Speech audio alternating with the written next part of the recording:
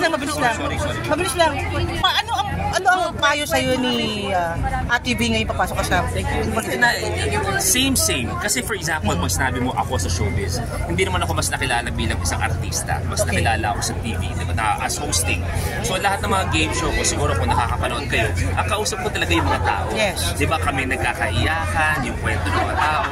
Sabi niya, kung doon pa lang anak, nakilala mo na ang tunay na estado ng mga tao, ito much more than ito yung magiging buhay mo talaga. So mas ma-appreciate mo kung anong meron ka at kung anong kaya mong ibigay. So make every day worth it when it comes to serving the Batangueños. Kailan mo naramdaman na, pwede na ako pumasok sa public service? Ano yung nagpa-ano sa'yo? Actually, mahirap eh. Kasi di ba dati niyo pa ako tinatanong? Yes. Simulat sa pool, palagi niyo ako tinatanong. 10 years na. Sinasabi ko hindi pa. Hindi ko sinasara ang pinto ko, sinasabi ko hindi pa. Ako din po yung kumitigal sa kanila. Oo nga. Tapos di ba sinabi ko po kanina na humingi kami ng signs. Tapos yun na yung sinabi ko. Paginipan. Ako lang na paniginipan kita. Tapos yun na yung nagkaiyakan na kami. So yun, I guess, ang hirap pagka hindi ka pa ready, pero dahil lang nagpa-audio ka o nagpapilit ka, hindi. Ito, lahat kami, everything fell into place. Now, it's time to serve the Batangueños. Pero yung oras kaya, yung time kaya hindi maging problema, syempre you have... Mahirap talaga. Pero kung kakayanin, kasi nagtutulungan naman kami. Kunwari, let's say, may kailangan gawin kay Hawhaw. Ako yung naayos ko sa schedule ko na no compromise. May kailangan kaming gawin.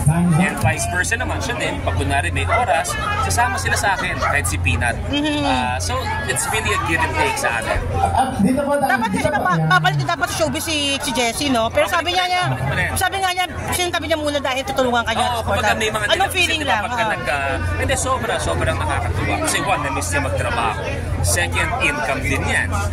Pero siya mismo nagsabi dun sa production na etong mga araw na to ay ibibigay ko sa kay Luis. Okay. So kung kaya natin medyo ayusin ng konti here and there. So very thankful din kami sa production dahil na-understand nila yung situation ng family. For the record lang kanina, no? Tapos na yung taping ng Royal Rumble. Yes, nakapag-tape na kami ng finale ng Rainbow Rumble. Okay. So yun, ganun talaga. Kasi magiging eksakto siya sa campaign period eh. Na hindi na ako pwede makita sa TV. Yes. So tapos na nagawa na natin. Eh nakwento mo kanina may mga commercials, may mga endorsements. Yes. Ano lang feeling? Siyempre, miss na. May lungkot. Kasi una, realistically, financial siyempre. Oo, financial. Kilala niyo naman ako. Kami po nagpapasalamat sa kapulisan. Kinalakihan ko yun eh. May mga brand kasi na yung tiwala sa akin. Lampas 5 taon. Lampas, diba? Sobrang haba na ng partnership namin. But I fully understand why na kailangan nila. Hindi naman ito trip-trip lang na ayaw namin next day. May mga certain legalities din sila from their mother company na kailangan sundin. Kaya hindi pwede na yung endorser nila ay isang kandidato. Kung sakasakali na manalo ka, pero pwedeng balikan mo uli ang pag-host. Hindi naman totally tatalikuran mo. Hindi ko naman siya tatalikuran ng sobra-sobra. Dahil one, kailangan ko pa rin ng trabaho. Siyempre. Oo. Ang pangit kung yumayaman ako dahil sa politika. Pero alam ko kung anong priorities ko. Priority ko will, of course, first and foremost be the family. Second, ang pamilyang Batangueño. At kung sakaling mananalo ka, anong unang-una mong gagawin? Monumento mo. Yung bypass na yan, maglalagay ako monumento mo kada linggo nang iisipin namin ikaw presidente ng Batangas. Seryoso? Matanggal niya nga ngipin ko eh. Kasi namin ni Mommy yung hearts. And yung lucky na sinabi ko kanina. Because sinabi ko na to sa ibang mga ikot namin. I really get messages up to now na hindi lang nila gusto, they're craving para sa pagbabago. Meron silang mga gustong ibalik in terms of yung healthcare and different sectors, different facets ng Batangas. So kung ano yung pwede pagtuunan ng pansin, doon talaga kami mag-focus. Kamusta si Peanut right now? Ngayon kumakain, sana nga maabutan pa namin. Pero ang cute Thank you. Sa kanya, so thank you. Very smart and ano mo sa... Thank you very much. Luis, anong reaction mo lang na sabing parang ito na raw yung stepping stone mo na parang inihanda ka ni Ate V para hindi ikaw na pumalit sa Batangas? Let's go muna tayo. We'll cross the bridge when we get there. Yun ang mahirap kasi, kaya maraming mga politicians ang hindi nagsasucceed eh. Hindi pa nga sila nakakaupo isang uwang pwesto, nandun na kaagad sila sa mataas. So, ang nangyayari, every single position is a stepping stone. Without giving 110%, dun sa posisyon na tinatakbo mo, nandun ka na kaagad eh. So, para sa akin, Vice Gov muna, mag-usap tayo next elections kung saan ako mapapagpag. So, kumbaga ang pagtakbo mo, hindi ambisyon. Hindi, servisyo. Anong reaction mo sa showbiz career ngayon ni Jessie? Tapos magpapasexy. Medyo may mga sexy scenes, romantic scenes. Ayan. Sabi ko nga, may pinag-uusapan namin. Actually, may tinatanong siya sa akin before. Sabi niya, what if may another project? May bed scene, may sexy scene. May kissing scene. Kissing scene. Totoo naman to. Sabi ko, if you will tell me na may fulfillment sa'yo bilang isang actress, a challenging role, an international movie, by all means tatanggapin ko. Because ano yun fulfillment as an actress. Kung wala naman, edi wag na. Oo nga naman, tama. Meron kayong bet si ni Gerald? Meron daw silang romantic scene ni Gerald sa serye. Kung may cut-off ang taping niya, ako papalit sa eksena. Sana kung okay lang si Gerald. Okay ba sa'yo? So wala kang selos factor ka?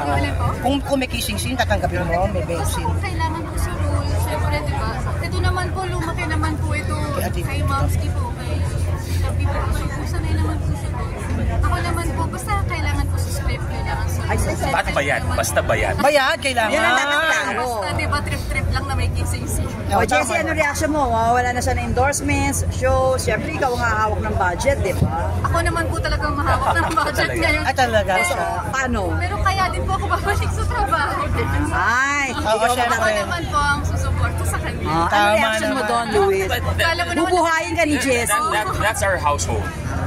Tulungan, di ba? Tama naman. Minsan ako yung ako sinuswerte at darating ang point naman na babagal ang mga bagay-bagay, di ba? So siya naman mag-step up, or hindi kaya I have my role, she has her but you know role. what, Teamwork talaga. We're very blessed and lucky na we're at a point po in our lives na we have the liberty to pursue other things. And for him po, ang next level po niya is to be a public servant. So nandun na po kami sa point na we are stable enough and we are okay. We are okay po. Hindi naman po kami humingi ng langit. Basta po may food on our table, may Luis, bakit ka na hospital? oh my God! Minalas lang, viral and Ayun na black nga po, area. pinagpapawisan ako sa Ha? 4 days? Thursday to Monday, kung hindi ako nagkakamali. Kailan ka lumabas? nung Monday po. Viral and black So area. ngayon parang ilang days pala. Ay, hindi po. Ha? 1 week. Okay na rin naman. Sinasabi nga ng mga doktor, relax na pa rin ng konti. Pero syempre, may mga commitments pa rin naman tayo. Uso kasi Uy, may scare na naramdaman ka ba? Kasi uso ngayon, di ba? May mga namatay na ano sa mga... Basta nung hindi lang maganda ang pakiramdam ko. Basta na Ay, nalaga. yung kailangan. Medyo mabigat yung kalaban mo sa election. Oo. May kinakababa or Basta, we will do what we need to do. And I'm sure, sila din naman, lahat ng mga kalaban namin, Kinakabahan will din do what they need to do. Wala ka rin po magagawa eh. I'm sure, hindi naman kami iniisip, hindi naman namin iniisip. Basta kung ano kailangan gawin para sa amin lahat, yun din ang gagawin namin. Ito may honest ano lang, may nagsasabi lang na paano magkakaroon ng check and balance? Eh, nanay mo yung ano, tapos ikaw yung ano. I mean, naiintindihan naman namin yun, yung check and balance and everything. Pero yung goal kasi namin is isang layunin. I mean, babalikan namin ang mga moral stand namin. Kung alam ba namin mali, hahayaan namin. tama naman. Babalikan namin yun. Yung parang, ano ba ang plano namin sa lalawigan? Hindi naman namin kailangan na magnakaw, manghulsa. Hindi naman eh. And everything is public. Diba? Lahat naman, everything Documented. is accessible. Diba? So, wala namang ganung klase. Naiintindihan namin. Pero para sa akin, ang mas nakikita ko, iisa ang gusto namin gawin. At saka lumalaban po naman ang pato. Ito trabaho naman ng maayos.